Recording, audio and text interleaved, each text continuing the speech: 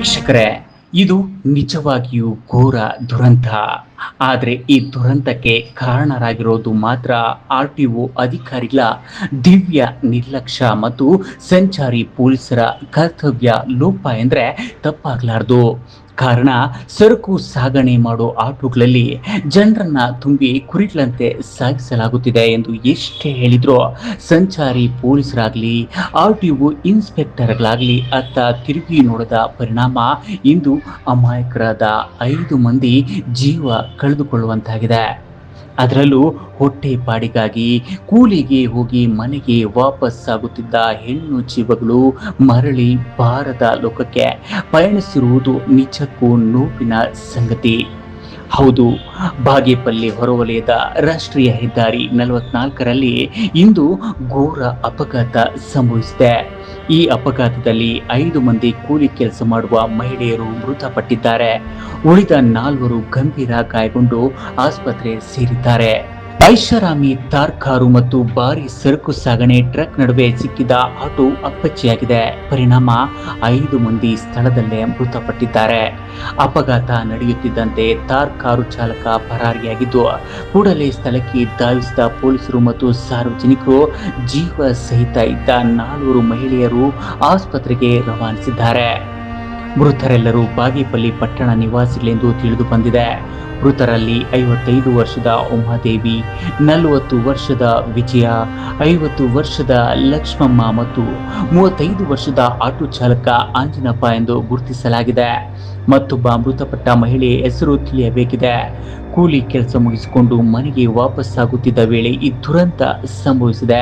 ಮೃತ ದೇಹಗಳನ್ನು ಬಾಗೇಪಲ್ಲಿ ಸಾರ್ವಜನಿಕ ಆಸ್ಪತ್ರೆಗೆ ರವಾನಿಸಿದ್ದು, ಗಾಯಾಳುಗಳಿಗೆ ಬಾಗೇಪಲ್ಲಿ ಆಸ್ಪತ್ರೆಯಲ್ಲಿ ಪ್ರಥಮ ಚಿಕಿತ್ಸೆ ನೀಡಿ ಹೆಚ್ಚಿನ ಚಿಕಿತ್ಸೆಗಾಗಿ ಚಿಕ್ಕಬಳ್ಳಾಪುರ ಜಿಲ್ಲಾಸ್ಪತ್ರೆಗೆ ರವಾನಿಸಲಾಗಿದೆ ಎಂದು ತಿಳಿದು ಬಂದಿದೆ.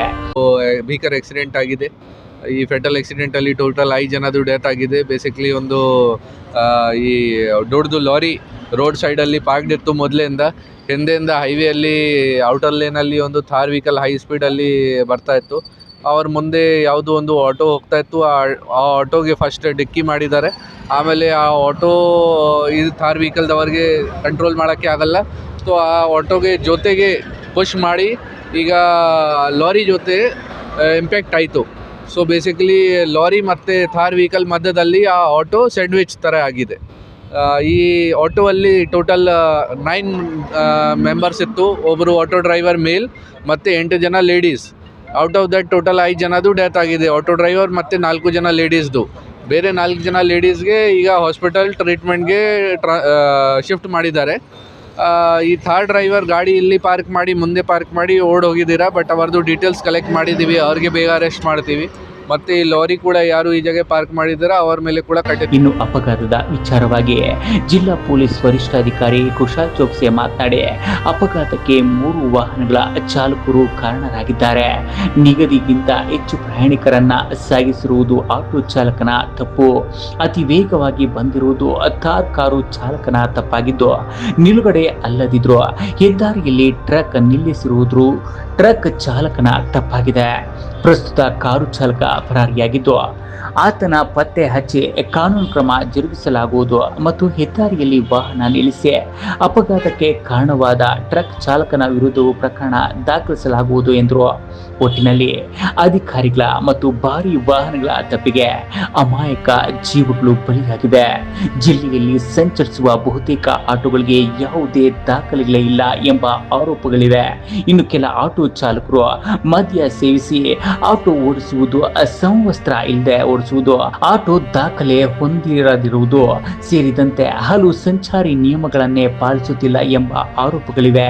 ಈ ಆರೋಪಗಳು ಪದೇ ಪದೇ ಕೇಳಿ ಬರುತ್ತಿದ್ದರೂ RTO ಇನ್ಸ್ಪೆಕ್ಟರ್ಗಳಾಗಲಿ ಸಂಚಾರಿ ಪೊಲೀಸರಾಗಲಿ ಆಟೋಗಳ ಪರಿಶೀಲನೆ ಮಾಡದೆ ನಿರ್ಲಕ್ಷ್ಯ ವಹಿಸಿರುವುದು ಇಂತಹ ದುರಂತಗಳಿಗೆ ಕಾರಣವಾಗುತ್ತಿದೆ.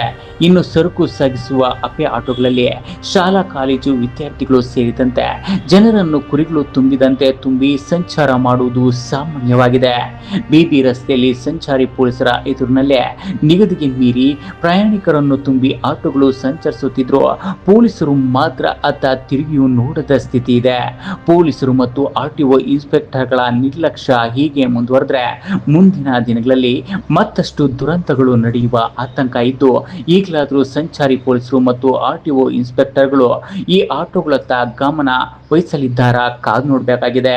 ಪೊಲೀಸ್ದು ಮತ್ತು ಪಬ್ಲಿಕ್ದು ಮತ್ತು ಯಾರು ಗಾಡಿ ಡ್ರೈವ್ ಮಾಡ್ತಾ ಇದ್ದಾರೆ ಹೈವೇ ಮೇಲೆ ಅವರೆಲ್ಲಾರ್ದು ಸರಿಯಾಗಿ ಥರ ಎಲ್ಲ ಟ್ರಾಫಿಕ್ ರೂಲ್ಸ್ ಫಾಲೋ ಮಾಡ್ಕೊಂಡು ಹೋಗಬೇಕು.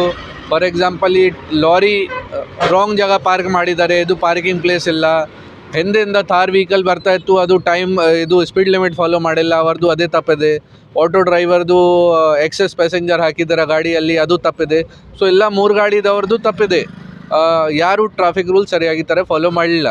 ಸೊ ನಾನು ಪಬ್ಲಿಕ್ ಜೊತೆ ಮತ್ತು ಬೇರೆ ಏಜೆನ್ಸೀಸ್ ಯಾರು ಇನ್ವಾಲ್ವ್ ಇದ್ದಾರೆ ಅವರೆಲ್ಲರಿಗೆ ಅದೇ ಮನವಿ ಮಾಡ್ತೀವಿ, ದಯವಿಟ್ಟು ಎಲ್ಲರೂ ಟ್ರಾಫಿಕ್ ರೂಲ್ಸ್ಗೆ ಫಾಲೋ ಮಾಡಿ, ಆಮೇಲೆ ಆಕ್ಸಿಡೆಂಟ್ ಕಡಿಮೆ ಮಾಡೋಕ್ಕೆ ಆಗುತ್ತೆ. ಸುಬ್ಬು, ರಾಯಲ್ಸ್ ಕನ್ನಡ, ಬಾಗೇಪಲ್ಲಿ.